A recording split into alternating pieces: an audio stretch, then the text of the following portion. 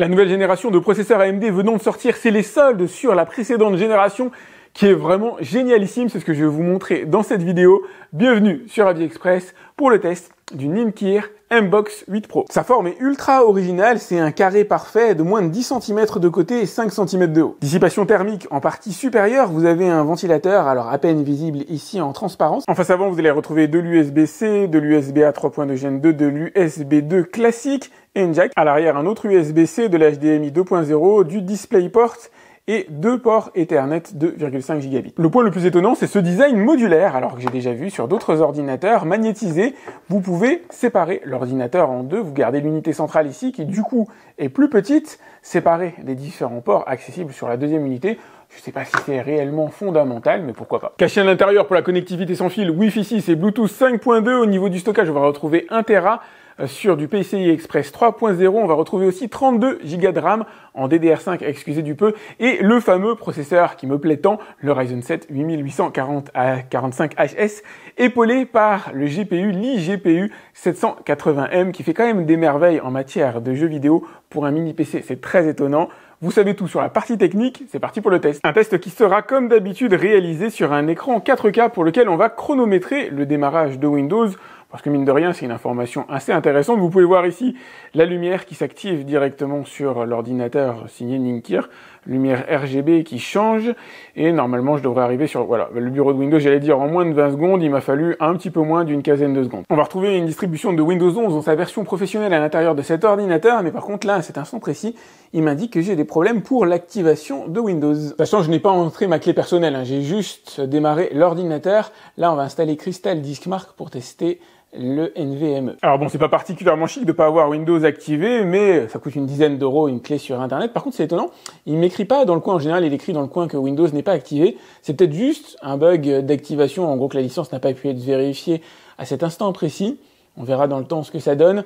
Ici, vous avez en lecture 2000 mégabits par seconde et 1600 en écriture. Autrement dit, le NVMe présent à l'intérieur de cet ordinateur est un milieu de gamme 16 à 20 fois plus rapide qu'un disque dur conventionnel, les disques durs à l'ancienne qui tournent, ceux qu'on utilise pour effectuer notamment les sauvegardes de données, on va dire, précieuses en externe, mais tout de même 5 fois moins rapide que le plus haut de gamme des NVMe disponibles sur le marché. Étant donné le type d'ordinateur que c'est assez raccord, je trouve. Un NVMe, ça fait vraiment partie des pierres angulaires d'un ordinateur. C'est ce qui va vous permettre d'afficher les fenêtres que vous allez ouvrir, les différents logiciels assez rapidement. Alors, je vais mettre Chrome, bien sûr, en coopération avec la RAM, en coopération avec le processeur. Rien ne fonctionne indépendamment l'un de l'autre. Et voilà, comme vous avez des bonnes pièces qui fonctionnent ensemble, forcément, tout ce que vous allez ouvrir ira quand même très rapidement. Avec le Wi-Fi 6 et la fibre à la maison, je peux aller sur Internet très vite. Le chargement des pages est quasiment de l'ordre de l'instantané. Ça, c'est la base. Évidemment, le streaming, c'est les doigts dans le nez pour ce genre d'ordinateur. Je vous le montre, c'est vraiment pour le plaisir. Là, on est en Full HD, je vais me mettre en 4K. Je vais vous montrer la consommation processeur pour ce genre de vidéo, sachant que l'ordinateur peut tout à fait faire des choses en toile de fond. Regardez, 6%, 4% en ressources processeurs par intermittence et une trentaine de pourcents pour l'iGPU, le fameux Radeon 780M, qui vient pour alléger le processeur, lui permettre de faire plusieurs choses en même temps. C'est vraiment une consommation anecdotique. De fait, puisque vous avez de l'HDMI, un DisplayPort et que vous avez aussi un port USB-C qui peut être utilisé pour de la diffusion, vous allez pouvoir avoir jusqu'à 3 écrans de branchés sur cet ordinateur. Là, je vous montre par acquis de conscience le lancement de plusieurs flux vidéo et la consommation processeur. Je suis à 11% et 74 en GPU. Même plusieurs flux vidéo, ça passe sans souci. Par acquis de conscience et pour les geeks parmi vous, voici un fichier de 55 Go encapsulé en MKV encodé en H265 qui transite exclusivement par mon réseau en interne et donc par le Wi-Fi pour le coup. Fichier 4K évidemment, 10 bits. Qui consomme 5% de la ressource processeur, 28% de la ressource iGPU. Encore une fois, c'est anecdotique. Alors là, c'est pas du tout la même limonade, je savais pas à quelle sauce j'allais te manger. On est sur du 10 bits, mais en 8K. Et l'ordinateur est bel et bien en mesure de lire de la 8K. Et ben, mine de rien, la 8K, c'est pas si simple que ça pour un ordinateur à être décodé. Regardez, il consomme que 42% en ressources processeur, iGPU, et 4% en ressources processeurs. Autrement dit, la 8K, c'est les doigts dans le nez pour lui. C'était évident, mais pour cet ordinateur-là, la partie divertissement est d'une facilité déconcertante, que ce soit afficher plusieurs flux sur plusieurs écrans, lire des fichiers véritablement complexes. Comme je vous le disais, la 8K, mine de rien, c'est pas tous les ordinateurs qui sont en mesure, en tout cas les mini-PC, de le décoder de manière fluide. Là, il le fait avec brio grâce au combo entre son processeur son CPU qui est déjà excellent, mais surtout l'iGPU, le fameux 780M, qui lui est vraiment au top. Il s'agit littéralement d'un ordinateur à tout faire, alors que ce soit de la bureautique avec la suite Office, Excel tournera sans aucun problème, mais tout ce que vous avez dans Office aussi, à noter par contre la licence Office, elle n'est pas incluse à l'intérieur du PC. Vous pourrez faire de la retouche photo à loisir, alors avec GIMP, qui est un logiciel gratuit, avec Photoshop, ce que vous voulez, il n'y a pas de grosse limite à ce niveau-là avec ce genre d'ordinateur. Vous pourrez faire du montage vidéo par exemple, et je précise que ce sont de vraies vidéos là que vous voyez tourner en live sur cet ordinateur. C'est une vidéo que j'ai tournée en 5,7K sur Arcachon, où je filmais un vélo, et vous allez pouvoir faire du montage. Alors vous pouvez utiliser Adobe Premiere, ce que vous voulez. Là je suis sur Insta360 Studio, parce que fichier 5,7K, ça consomme plus que de la 4K sur laquelle vous allez travailler essentiellement. C'est juste pour vous montrer ce que ça donne sur un ordinateur ancienne génération, un peu trop vieux. À partir des Intel 11 par exemple, on a de la saccade. Ici c'est parfaitement fluide comme vous pouvez le voir. C'est un fichier qui est très très dur à gérer de manière générale. Lui, il s'en sort vraiment super bien. En fait, d'un point de vue logiciel, il va être très dur de prendre cet ordinateur à défaut. Il est en mesure de faire tourner à peu près tous les logiciels classiques sans aucun problème. Il va vraiment falloir entrer dans du très spécifique pour avoir besoin d'un ordinateur différent. Si vous êtes dans de la conception 3D par exemple, forcément vous allez vous tourner vers un ordinateur qui dispose d'une carte graphique dédiée, pas d'un mini PC. Mais ça, pour les personnes qui réalisent ce genre de choses, c'est évident. Pour tous les autres, en règle générale, avec un mini PC et une carte type iGPU, enfin un processeur graphique inclus dans le processeur central aussi efficace que celui-là, vous aurez accès à quasiment tout ce qui est possible et imaginable. Encore une fois, c'est vraiment dans l'univers très pointu de la 3D, ou véritablement si vous entrez dans l'univers de la grosse productivité, où là vous vous tournerez vers des ordinateurs évidemment bien plus puissants que celui-là. Regardez, on va se faire un petit comparatif. On va comparer le Intel Core Ultra 7 155H, qui coûte plus cher, par rapport au 8845 HS qu'on a dans cet ordinateur. Vous allez sur le site CPU Monkey, vous faites des petits combats comme ça va vous permettre de choisir votre ordinateur en comparant les benchmarks, et on est sur des processeurs qui se valent en matière de performance, alors que l'un est beaucoup plus cher que l'autre. Regardez, on est quasiment dans les mêmes ordres d'idées en matière de performance, y compris sur la partie 3D. Je vais vous montrer le bench ici pour voilà iGPU. On est sur un rapport à 6% d'écart anecdotique, alors qu'en tarif, vous allez trouver les 155H, c'est quand même beaucoup plus cher sur le commerce. Après, si vous voulez vraiment les toutes dernières générations, regardez le Ryzen AI 9, qui est la toute dernière génération dont je vous parlais en entrée de cette vidéo, performe alors à hauteur de 13% en single core par rapport à l'ordinateur que vous avez ici. C'est quand même pas énorme en multicœur, on est carrément à 6% d'écart, ce qui est, je veux dire, anecdotique pour moi, eu égard à l'écart de prix.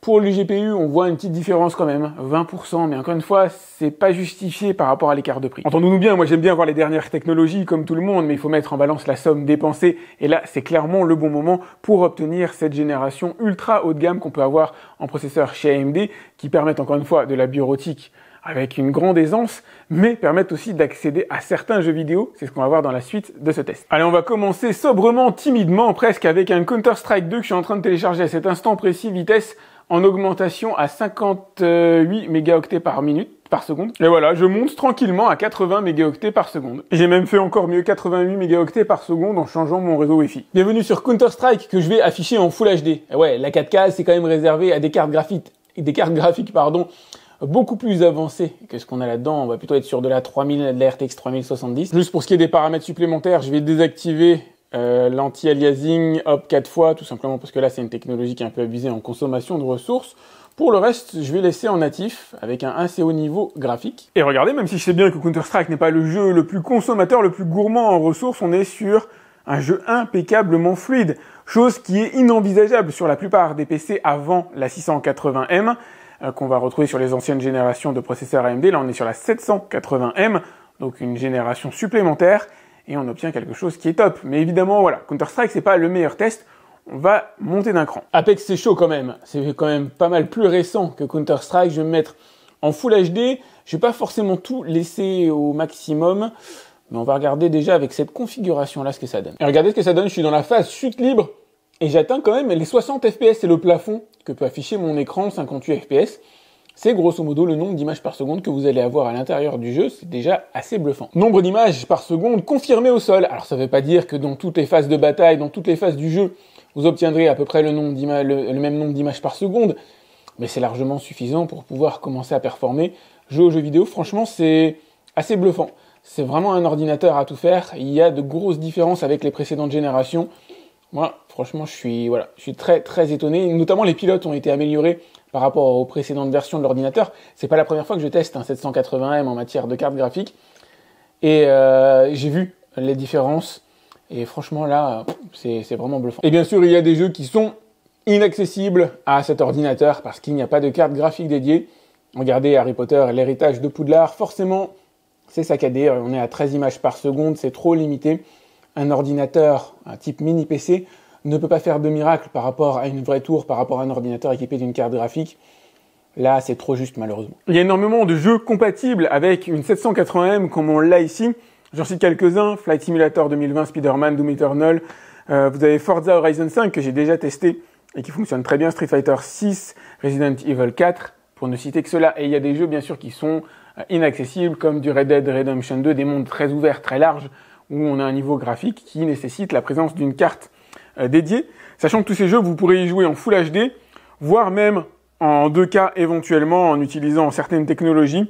Mais en règle générale, vous serez plutôt sur du Full HD, ce qui est déjà très bien. Faut pas oublier qu'on est sur un ordinateur de 10 cm. On notera que au quotidien, le ventilateur fait assez peu de bruit. Alors je vais vous le faire entendre là, en situation normale. Il y a à peine un léger qui est quasiment inaudible. Si vous le mettez derrière un écran, vous ne l'entendrez pas. Par contre, si vous jouez aux jeux vidéo, forcément, le ventilateur se met à fond et là, il est audible. Allez, conclusionnons, il y a une formule assez simple. Si vous voulez l'ordinateur le plus performant aujourd'hui dans l'univers des mini-PC, avec un i9 de chez AMD, vous allez payer au moins 2 fois plus cher que pour celui-là, pour quelques pourcents de performance en plus.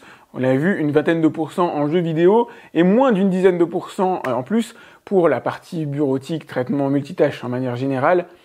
Est-ce que ça vaut le coup ou non? À vous de vous décider. Toujours est-il que cet ordinateur est en mesure de faire quasiment tout aujourd'hui ce qu'on fait au quotidien sur un ordinateur, de la bureautique, de la vidéo streaming, navigation sur Internet et en plus un peu de jeux vidéo. Pas sur les jeux les plus récents. Un hardcore gamer n'y trouvera pas son compte, il ne faut pas faire passer les vessies pour des lanternes. On est sur un mini PC, il n'y a pas de carte graphique dédiée, la carte graphique est inclue à l'intérieur du processeur. Mais niveau capacité, aujourd'hui, on a atteint des choses dans l'univers des mini-PC qui sont quand même assez bluffants. Faut pas oublier qu'on est sur une petite boîte, voilà, de 10 cm de côté, c'est ridiculement petit, et pourtant, il y a de la patate à revendre à l'intérieur. Et moi, c'est clairement vers ce genre d'offre que je me tournerai à titre... D'ailleurs, mon fils a ce genre d'ordinateur. Moi, à titre perso, bossant dans la vidéo de manière professionnelle, je me suis orienté vers un ordinateur disposant d'une carte graphique dédiée. Mon fils, lui, pour son début dans les jeux vidéo PC, utilise un ordinateur équipé d'un 8845 HS pour le coup. Voilà qui vous donne une information concernant l'utilisation réelle de ce que j'ai de ce genre d'ordinateur à la maison.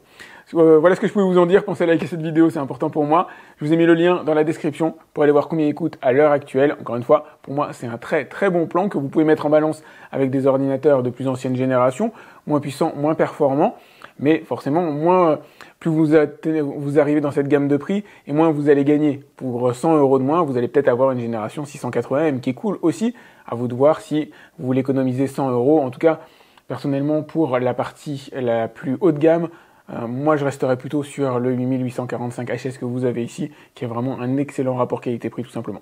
Donc pensez à liker cette vidéo, à vous abonner à ma chaîne si ce n'est pas déjà fait. Si vous avez des questions le concernant, laissez-les-moi directement dans les commentaires. J'essaie de répondre à tous mes abonnés. Quant à moi, je vous dis à très vite pour un autre test sur AliExpress. Salut!